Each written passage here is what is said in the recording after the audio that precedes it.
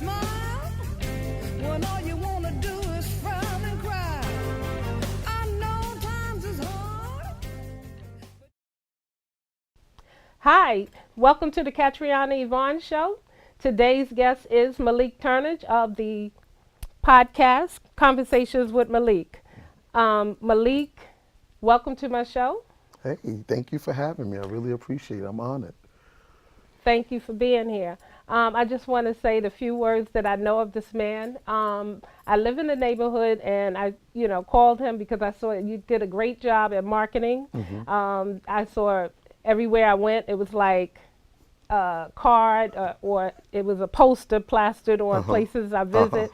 So spiritually, I felt like, okay, I gotta call this guy.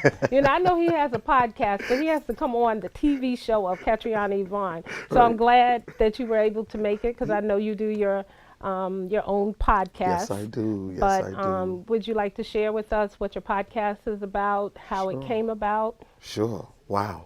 So, my podcast is Conversations with Malik, and you can catch us on convoswithmalik.com. And my show is about inspiration through transformation. I don't know, I kind of got touched to do the show. I was telling somebody on the way here, I was talking to a dear friend of mine's, and I kind of began to feel like my life was like Groundhog's Day. Every day was the same. I have no complaints about my life. I'm living a beautiful life. I run several businesses, and I'm doing pretty well for myself. But the lack of purpose wasn't there as much as it used to be. And I'm very active in my community. I live a life of service. My business is a service-based business. I own two school bus companies, and a preschool, summer camp, after-school program. So my life is a life of service to the community. But when you do something for a long period of time, it can get redundant. And so I was like, God, I was getting still and I was meditating and praying, and I said, God, listen, I'm feeling a little flat right now. I know when I get to those points, there's something that I need to be doing. Right. And there's something, and I find what I need to be doing by what it is that I'm giving. And so I was just like, listen, what do you want me to do next? And we were sitting around the table talking. I was talking, and my daughter said, Daddy, why don't you, podcast is the new thing. Why don't you want to get your voice out there? Why don't you do a podcast? And I was like, podcast? And so that was like the beginning seed. Yeah. Okay. Well, I certainly understand that. Sometimes, even in my own life, you do a lot of things, and then it's like a feeling of, I used to do this was going back years ago, and I'm always doing like 4 things at one time, Okay.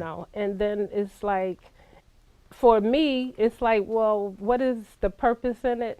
Like, it could be something that's fun, but you never know how you're gonna, it's just like a hairdresser. Okay. Like, it's more about not just doing hair. Like, it's a relationship with the patient or the Right. client that comes in. Right. It's a conversation. So there's a transformation that happens between people. So sometimes we look at things and we don't see the purpose. But then sometimes when you go deeper, because I totally understand what you mean, and it's like, for me, my life is, I guess I don't seek like what it is I'm supposed to be doing. I just pray to start my day and to be where I'm supposed to be, meet who I'm supposed to meet. Right. And I'm okay with that. Okay. So I'm not, like sometimes you're looking to see what you're supposed to do, but you just sometimes have to trust that it'll come. So it Yes. seems like the podcast came to Yeah. you, and the messenger was your daughter. Yeah. And Yeah. and now, like I said, I was just walking down the street, and it said spiritualist. Yes. So can Spirituality. you? Huh? Spirituality. Okay. Mm-hmm. So can you tell us like why the title is tell us more about like, About you this, know, the show right? and So to kind of give you a background of me and why I would do a show like this. I grew up in a very religious household. My mother was a pastor. Religious, and I would say really so kind of socio-political household. We talked about the issues of the day. My father was very active in the community, and my father passed from throat cancer at a very tender age in my life, around 12 or 13. mhm And I'm from Jamaica, Queens. That was at the time when, the hip hop was really beginning to mhm boom. You figure that was like 84, 85-ish. The culture was changing of the community. Crack cocaine also hit my community very hard. mhm And I became a very, very resentful and bitter mhm young man as a result of watching my father die so slowly from cancer. I mean, he mhm was my Superman. He was right my everything to me. And being a child of a pastor, I I thought that there was going to be some miracle for my dad, like some mhm of the miracles in the mhm Bible. mhm So when you teach a child something, they take it uh, they take it for face value. mhm So uh, I became very resentful. I kind of, I guess, turned my back on God. I took to the streets. I was a juvenile delinquent, um, in and out of DFY facilities, uh, in and out of Spofford, getting in trouble, getting arrested, selling drugs. Um, and, I went from, kind of having a home of a lot of structure because my mother was a stay-at-home mom. Now she had to go find a job. mhm So she kind of relied on my older sisters to help her with me. mhm So here you have a bitter young man that lost his superhero, Jamaica Queens, crack cocaine era, hip hop. It was like the perfect solar eclipse for me right to go one way or the other. And I went the wrong way. mhm Um, and it was very tough for me. I brought a lot of the harms, a lot of the trials and tribulations I brought on myself. And, a lot of my friends, most of my friends, didn't make it through it. Um, a lot of them were brutally killed and were sentenced to long mhm terms in jail. Um, they were, the law enforcement really came down hard in my community, especially after there was a officer that got killed, Officer Eddie Burns. So they called themselves, I remember George Bush had Eddie Burns. Uh, he had his with the police wear. He mhm had his badge mhm in the White House, and he said, "Those thugs in Jamaica, Queens, mhm they think they could kill one of our officers." And now it's a problem because the mhm officers killed, mhm right? mhm But there had been a problem in the community, right and they put together a, a, a task force called the Tactical Narcotics Team, which was TNT, and we're gonna go clean up Queens because who those guys think they are to right just kill an officer because the mhm officer was assassinated. And it came down hard in my community. mhm It was you couldn't walk down the block without getting frisked or arrested, but I didn't care because I stopped caring about me, right, Ketriana? I right stopped. So consequences didn't bother me. So when you're underage and you get arrested, your mother could come to the precinct and get you out the precinct. mhm So my mother would come and get me. I was arrested for selling drugs on the block. She'd come and get me, but now she got to go to work at night. And what happened to me, I went back out on the block. So them same officers are looking like, wait a second, we just mhm arrested this kid. mhm Um, so it was, that kind of became my life. Um, and and then of course I'm hurting. So now I'm drinking and I'm using drugs, and anything that you do, addictions are formed from habits. Habits are formed through doing something over and over and over every day. And so not only was I addicted to the streets, but I was addicted to the substances. I was addicted to the lifestyle, and everything that came with it. And it took me to a lot of dark places. So that's kind of, but I was transformed, right? I went through a transformation because I hit my bottom. And what's amazing is that, you know, I look at the life that I'm living, I look at how good my life is, and the man that I've become. But a lot of my friends, people just like me that did the same exact things as me, didn't have an opportunity to make the transition, right? A lot of them was sentenced to 50 years in prison and over sentenced for things, or a lot of, or most of them were murdered as a result of, because the streets are dangerous, is a dangerous place. So they didn't get a chance to live to their full potential. And so that's, I walk with that every day. I have pictures of, like, slumber party pictures of me and my friends, good kids with our full, like, length pajama fits with the sticky bottoms and Superman and Batman and I look and I said, you know, what happened to us? We were good kids. Right. And so I kind of feel obligated to make sense out of what happened to us, right? And so that's why I started the podcast. Because now who wants to tell Malik's story, right? Malik's not, you know, LeBron James or Puff Daddy. I'm not a celebrity.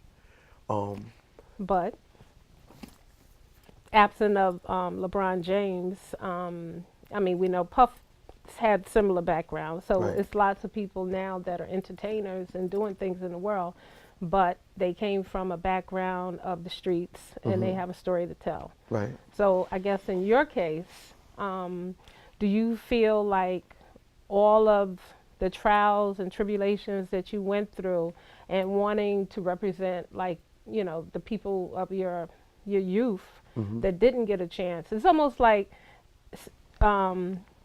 when you were saying that, it's almost like I was listening to Oprah, and Oprah was like, when she comes into her house, it's a picture of, I think it's called The Auction. It's a painting of a slave on an auction block. Right. And that, you know, just giving homage to, you know, your ancestors. Yes. And knowing what they went through, what you're here to do. So you went through all these things, and you carry the stories and to go forward. So how do you use your podcast, and what is the message of, you know, inspiration that you would have for, this is the opiates era. Not so much to speak to that, because that's another story, but how do you use your podcast to help transform people that are in the streets now? If you know, if they hear you and they say, oh wow, you may catch their attention, and they're going through maybe what you're going through. So how does your podcast, or the stories, or the people you interview, what's the message for them that you want them to know? That's an excellent question. The message that I would want them to know is that your current reality doesn't necessarily dictate what your future is going to be. That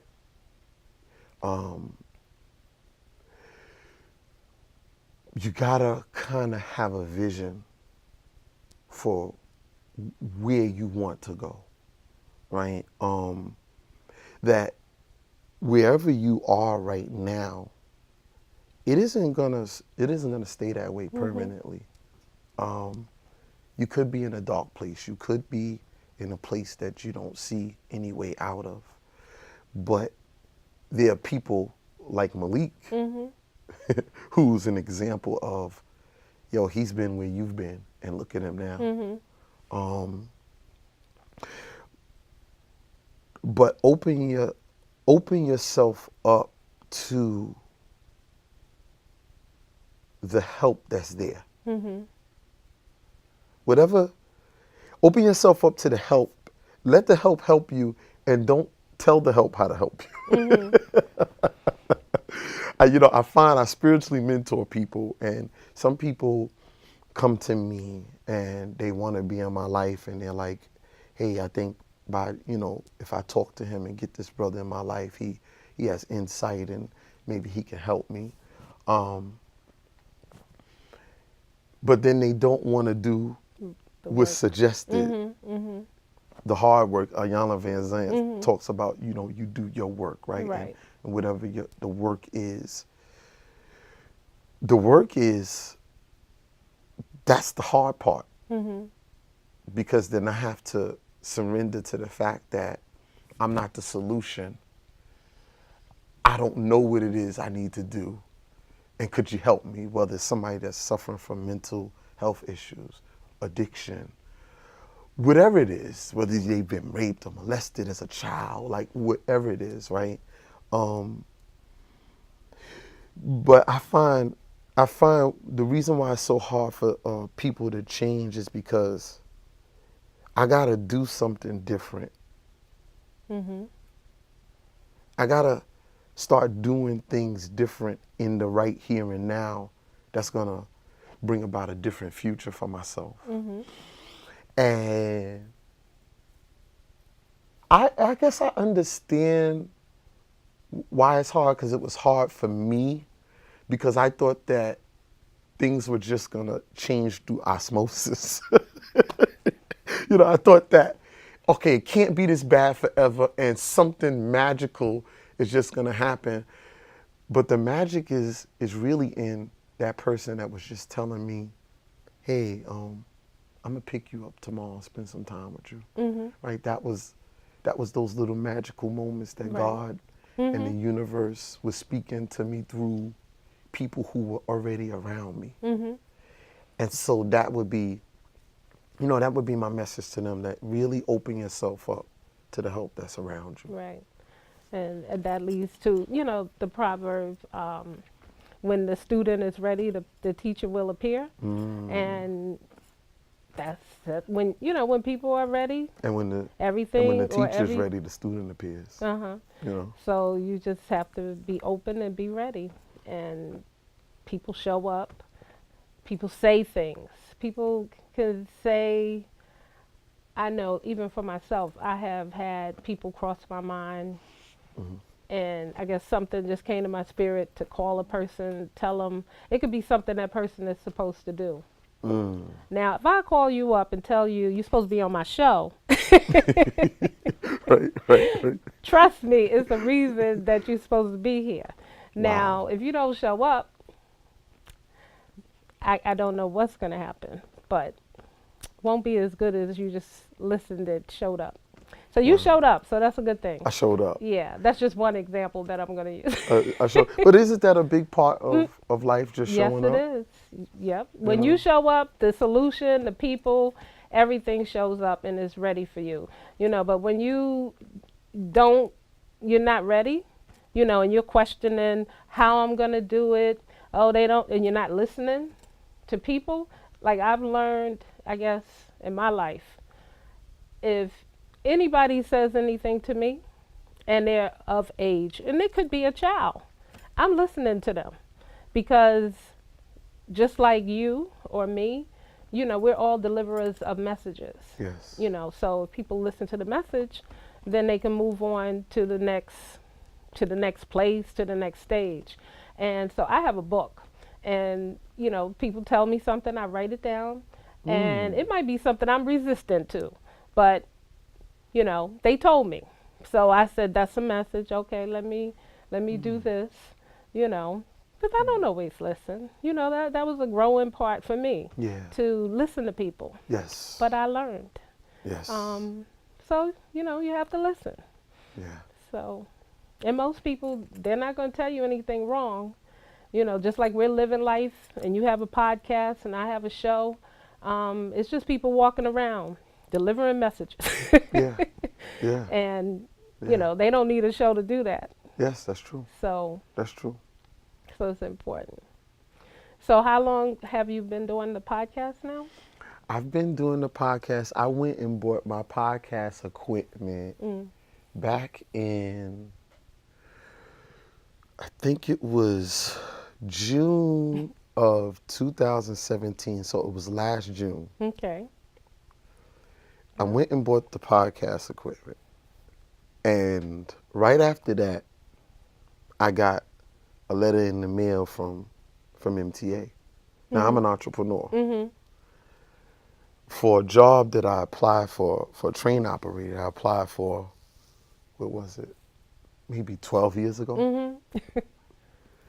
And so I'm sitting there, and because I consult with people, so talked to a few people, and they said, well, you know, that's a good opportunity. You know, if you could get this and you got your businesses in place, you could go there and work and you could save all those checks for the next 20 years, or you could do 10 years and get vested and have health care and all of this.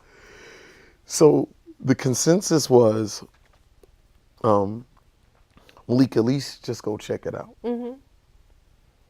And I went. I was in school car, what they call it. They call it school car. You're learning how to be a train operator.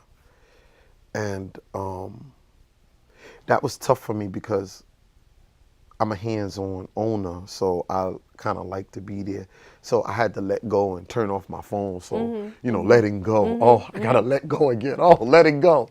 So I had to let go and trust that my son, who's my manager, I have another guy that's my manager, my mechanic, and my wife helps to run the preschools and everything. I had to trust that everybody was gonna do their jobs, and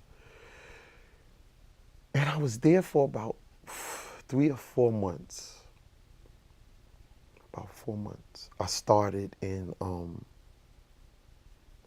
September, and I really began to like it because I'm in the school bus business, so for 23 years, I'm a bus driver. So they told me that bus operators kind of take to being a train operator really good because it's just, and, but then, I was thinking about, I said, man, I'm going to be doing, I said, man, look, I'm already making good money with my businesses. Now with this, I'm going to be like a millionaire when I retire. And then,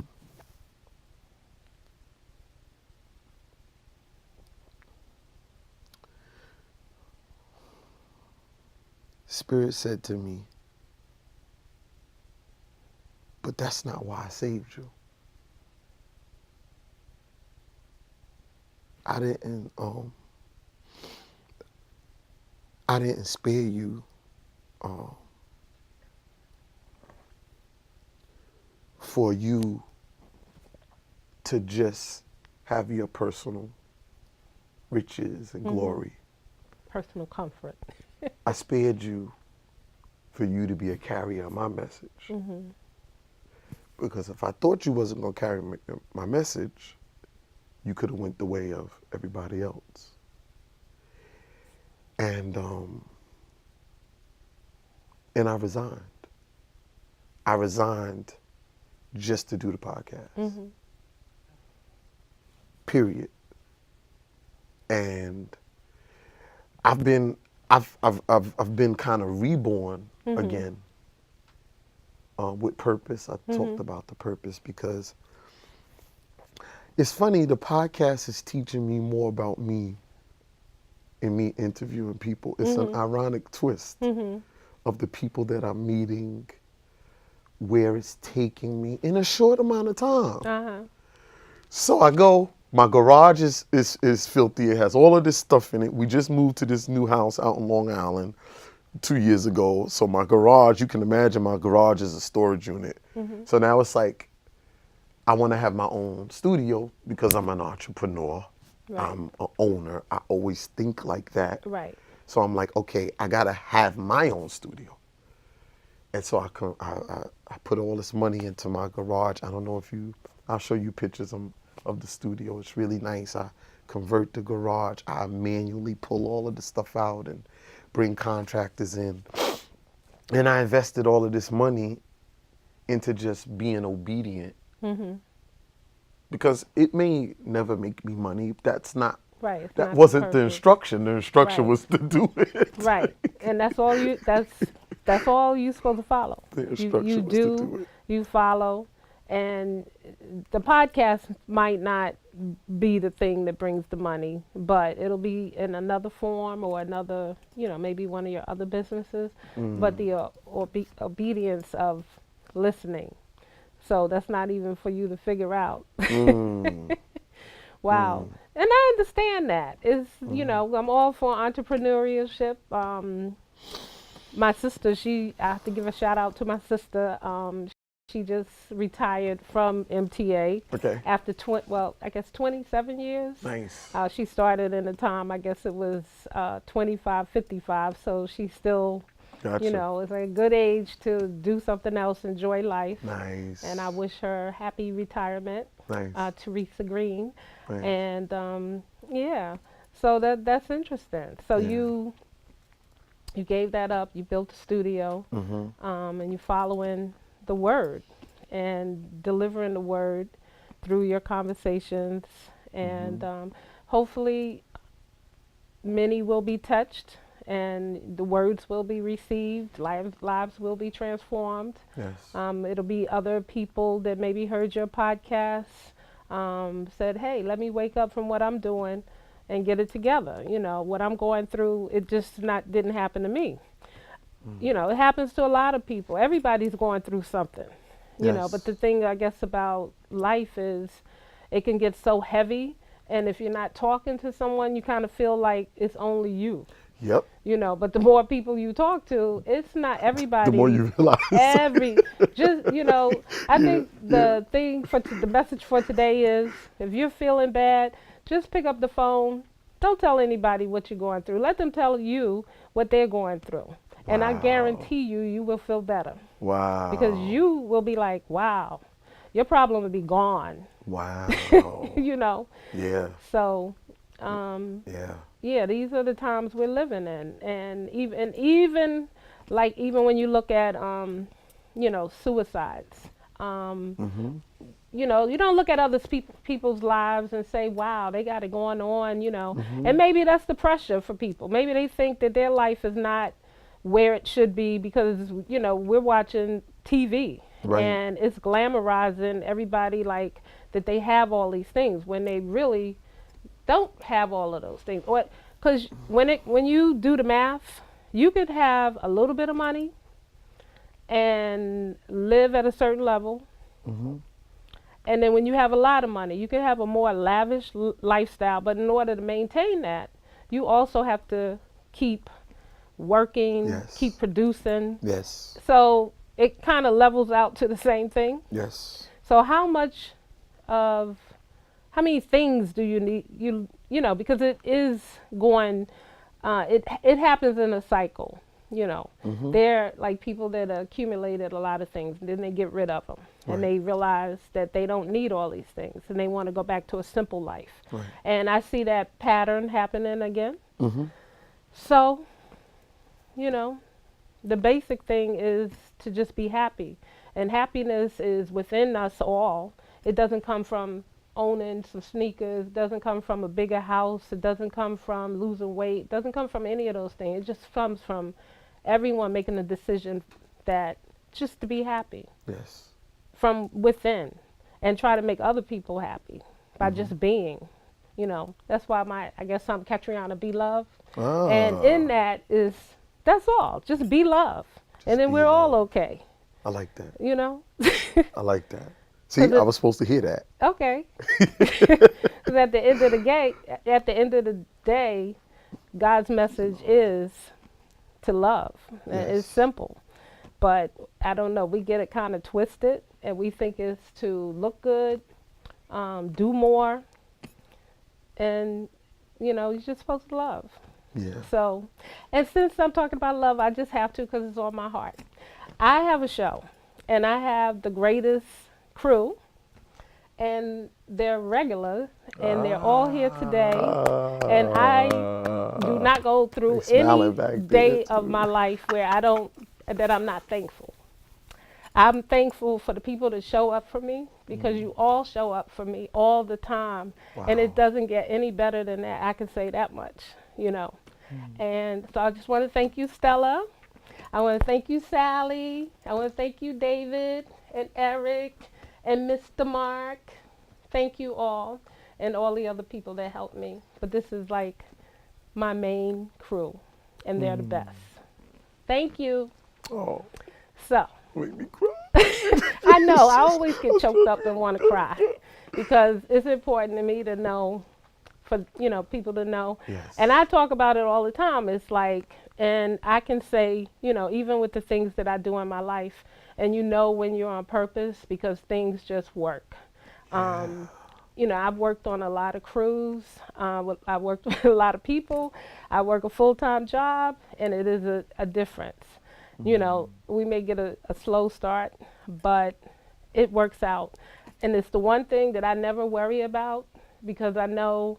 So in that, it's like, okay, I'm on a path, and this, it works out. Right. So I stick to that. So, we're just headed somewhere. And when that message comes to us, that's where we'll be next. That's really gotcha. So I just wanted to say that. Gotcha. So, Yeah. so what else you want to share? So you have all these, you have the bus and the daycare, Right, and your school. family, they all help, and your children. And yes, Yeah, Malik it's a is, family-run business. right. So he has family. Everybody has their part within the family. Yeah. And so, We're like the beehive. okay. Yes. And, so tell people how that is, being an entrepreneur and working with your family versus like working at MTA, and how different that experience is. It's a different dynamic. It's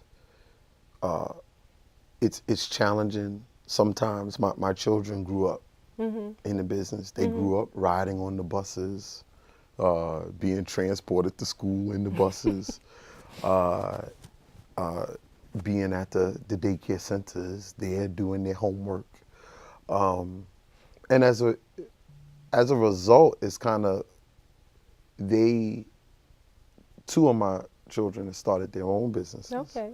My daughter is a clothing designer, and matter of fact, she was just downtown Brooklyn this Okay. morning taking care of business. And my son, he started, even though he's in college, he started a clothing company. But I find that, so me and my wife, we have to learn how to turn it on and off when it's time for business, when Right. it's not time for business. Right. I think I was the one that I learned it last, because it would be Saturday evening and I would think of something that we needed to do, and we're like out in the mall, and she's like, okay, can that wait till Monday morning? Like, do we have to discuss this now? But I've learned a lot about myself through being a leader. That with leadership comes a lot of responsibility. You learn patience, you learn tolerance, you learn forgiveness. You learn to look past people's character flaws, Right. because you don't want to throw out the baby with the bathwater. Right. You kind of learn the art of putting the best people together, who fits with who. Right. So as far as, but I gotta be spiritually grounded Exactly.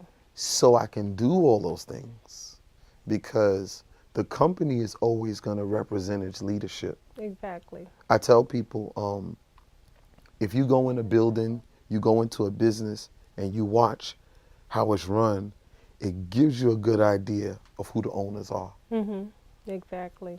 And not only that, and I guess as the head of a, I don't even know why, the head of a household, in order to run a household and be the head, your wife is looking to you for guidance in your family. So, that all ties in, and being obedient and know who you follow and how everything kind of works together at the end of the day. So, And leadership's earned. yes. The respect You, is earned because it's given. It's earned because it's given. okay. Yeah, so I was just talking about how it's important as the head of the household to demonstrate that leadership and, Right. and bring the message that's delivered to you to guide your family. And so also being that you're doing the podcast, how does, your leadership tie into carrying out the functions of, the message, with your guests, and how does that play into your podcast? Yeah, I've had people on my show. It's amazing since we started the show how the show is starting to take off. We've been doing show after show after show after show. I got about 5 shows that are just going to be launched this week, and we're going to, so it's like we have shows in the vault that are, Huh. and You got a vault. yeah, and like so we've had professional business women coaches on the show, people who work at banks, people. I've had business people on the show where we talk about business strategies and how our personal experiences with businesses. I've had people on the show just as recently. I've had a woman on the show who was raised in her family business that has been there in Jamaica, Queens for 50 years. Wow. Right?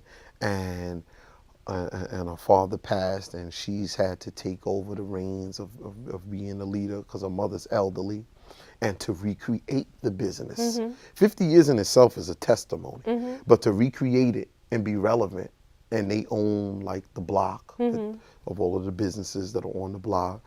And when people come on my show, one of the conversations I have with them is, I'm not on here to be a buffoon and like just to clown around and laugh and joke, or you're just gonna come up on here and plug your book or Right. your show or your business. No, you got to be willing to be transparent. If you're not willing to be transparent and to talk about the difficulties, then I'm gonna have to tell you this isn't the show for you. Because it's through talking about the ups and downs of being in business. Right. That's how you teach another leader. Exactly. Somebody who's running a business, they're gonna hear and look, oh wow, they went through that. Oh, they failed. Oh wow, that person was homeless. Wait a minute, you lost your house and you own that business that's on Merrick Boulevard or Jamaica Avenue. I didn't know that about you. Right. Oh, but you're still around and now you own 3 homes. Oh, I might be at a downtime in my business. Oh, there's hope for me. What did you do different? Oh, they did what? Oh, okay. Kept going. Da-da. They cut back in these areas. Right.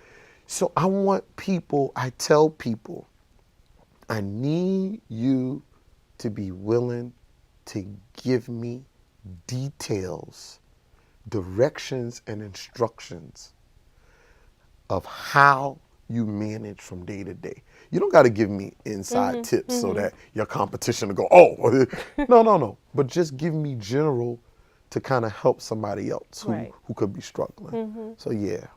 And that's the thing about business. Every successful person hit bottom before they made it.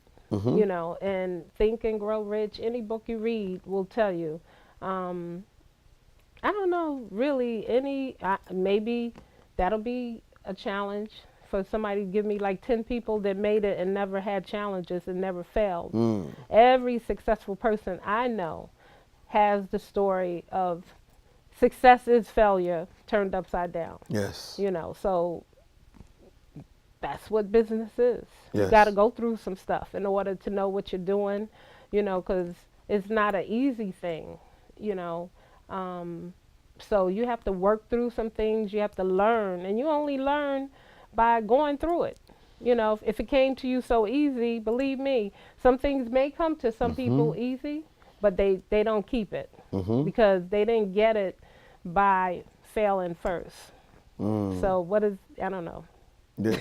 the science. Yeah, yeah, and in us talking, every time we end the show, me and the people are there, and so one of my shows we do on Friday nights, and it's like they're still sitting in there after we record and talking, because the revelations that we didn't necessarily see during our journeys Right. come out in the conversation of how we found different inner resources that we didn't know was there. So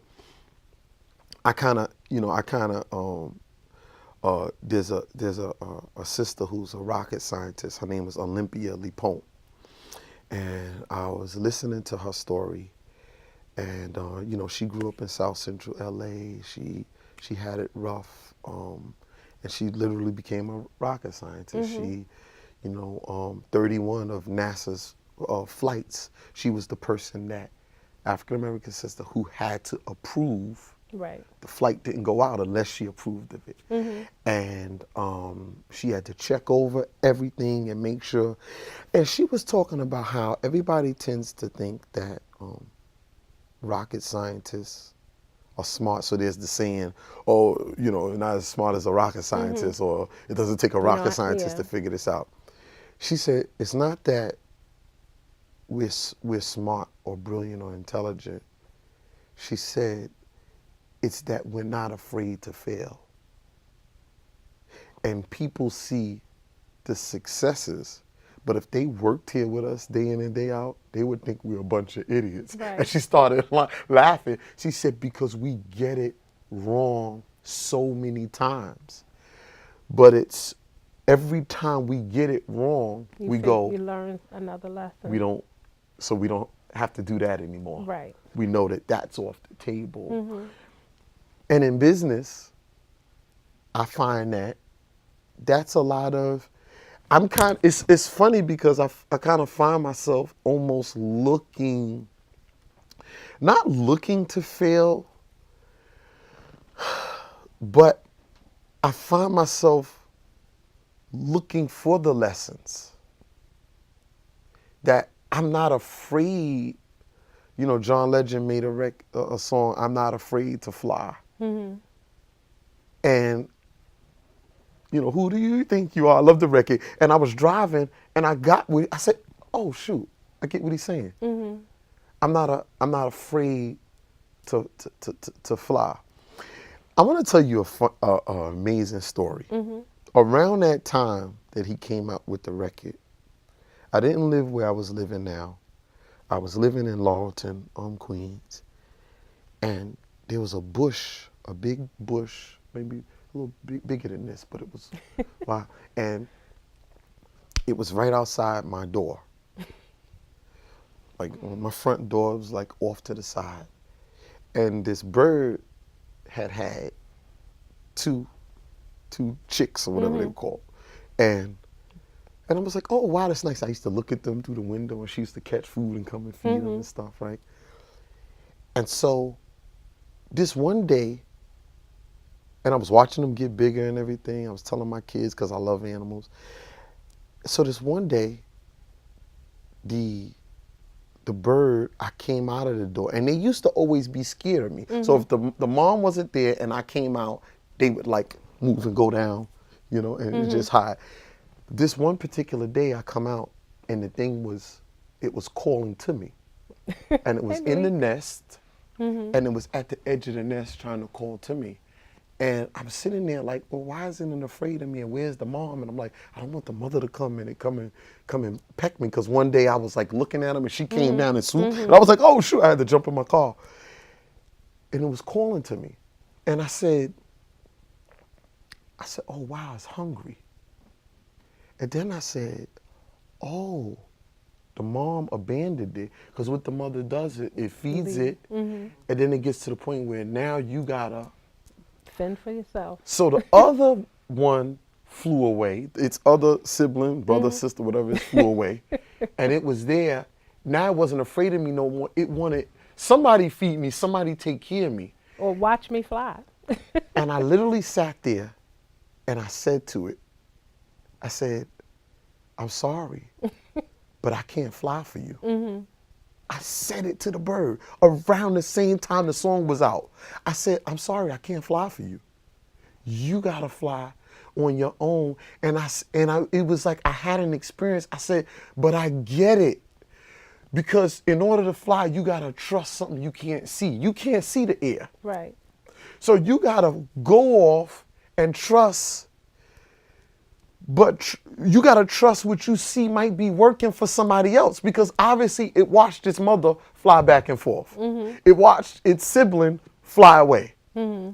But it's like, will it work for me? I see other people doing it. I see other people flying. But is that what I can't see with faith, substance of the things, Right. Not seeing. is that going to also work for me like it's working for them? And that's what Conversations with Malik is about. Convoswithmalik.com, convoswithmalik.com. That's what my show is about. I want somebody to watch the show and go, you know what? I don't know if it's going to work. I'm going to jump off this ledge and just flap my wings and hope that what it is that I don't see is going to hold me up. That's what my show is about. I got it. We got that. So did the little birdie fly? It wasn't But there. It wasn't there a couple you days didn't later. even watch and see it? Like, no. I didn't actually see it, but it wasn't there, so who knows? Okay, so this Yeah. is the website. That's the website. Convos with Malik. Yeah, I got a couple shirts here, so for the staff. Yeah, I hope I got the right sizes. So But you- if and not, when- if I don't have this, sizes, I'll and order more what, and send them to you guys. tell us, like, the time your podcast airs and. Yeah, so it's the website, so you can just they can just go on the website. On there is my bio, my history. It's kind of explains who and what I am and what we do. Also on the site, there's a link for episodes. I'll let you just put it there. Yeah. Across the. Yeah. There's a link for episodes. So all you have to do is when you go to the site, just click on the episode links, and it has all of the previous episodes. So you don't have to worry about When it comes when it on. airs. Okay. Yeah. And it's like a half an hour or. Half hour, hour and a different half. times. Okay. Sometimes I do something called 7 Minutes of Wisdom Okay. with Malik, where I touch on different topics. And so it's cool. It's cool. Great. Yeah. Okay, great. So that's been the ketrianaYvonneShow with Convos with Malik. Hope you found value and a lesson, because my show is about people taking a leap of faith, going for what they want to do. And I bring you the people that are out doing it. And we can all do it Yeah. because we are those people. So I just want to thank you, Malik, for being a guest. Thank you. And wish Thank you you, all the thank you. success Thank you. and all the spirit-filled messages for everybody that needs to hear it, that comes on your show and comes into your life. Thank you so much. Thank you.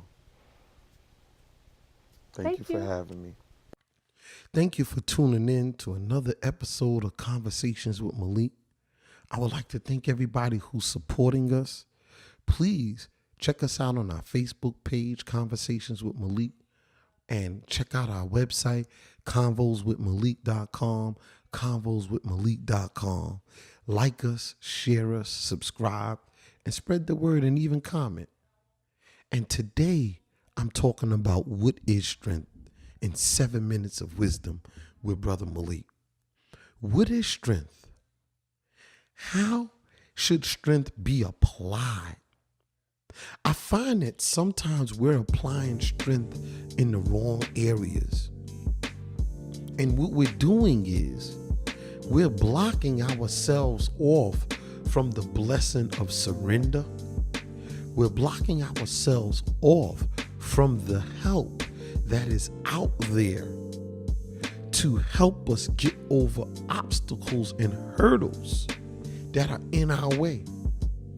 And what leads to failure is that I'm personally trying to apply strength in an area where I need to be conceding or looking for help. And strength doesn't always have to be used. If you think about martial arts, a lot of martial arts is about redirecting. Using the less strength, it's about angles. It's about finesse. It's not always about power. And everybody wants to seek power. Everybody wants to be strong. But nobody wants to rely on the source of real strength. The source of real strength is God. And the God that you believe in, I'm not telling you the God. The source of real strength is inward stillness.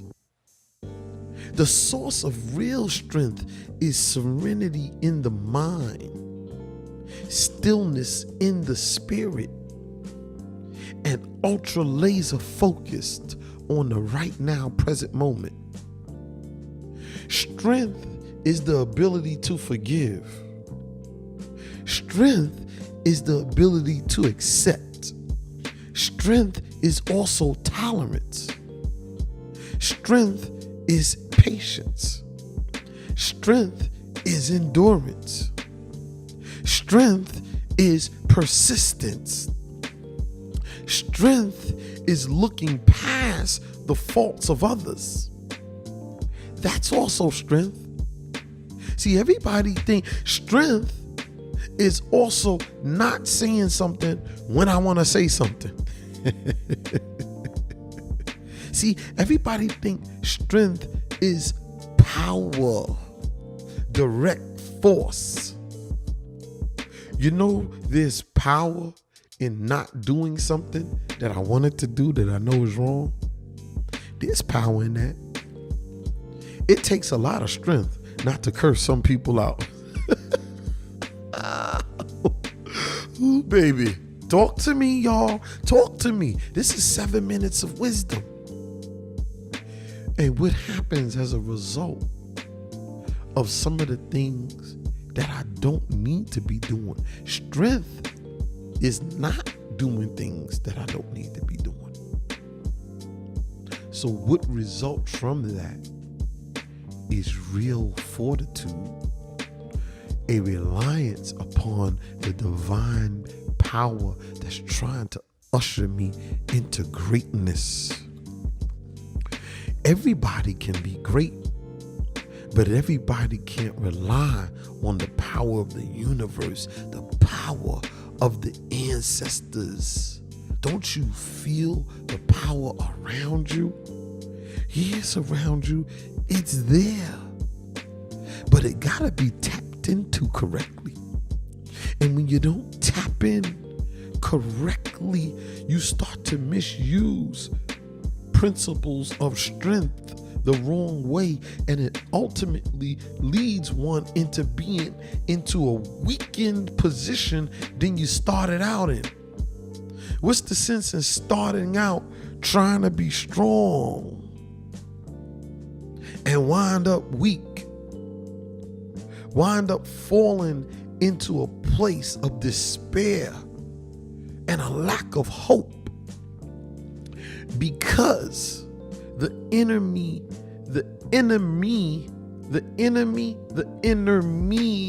that's there wants to twist proper and godlike qualities and corrupt it, so that, follow me, so that we stop believing in the principles of righteousness. We begin to think that those principles don't work because we've tried them and they failed us. But it wasn't that we've tried principles of righteousness and they failed. It's how we were trying to use the tools that was wrong. If I give you an axe and you use it wrong, you're going to cut your leg off. If I give you a power saw, a weed whacker, and you hold it too low, you're going to chop your toes off. Do weed whackers work? Yes. Properly used, they work well. A drill, a power saw. You put your finger too close to it as you're cutting the wood, you cut your finger right off. But do power saws work? Yes. So we got to learn how to use the tools correctly, because it's in the proper use of the tools that we find the success and we reap the benefits of properly practicing these tools. That's the key, the proper use of strength. And strength are inward, internal qualities that last forever, and if practiced right, leads to ultimate success. Thank you for tuning in on Conversations with Malik. Check us out on convoswithmalik.com. And remember, I love you and there's nothing you can do about it. Peace. But you still got to clean up your backyard. You got more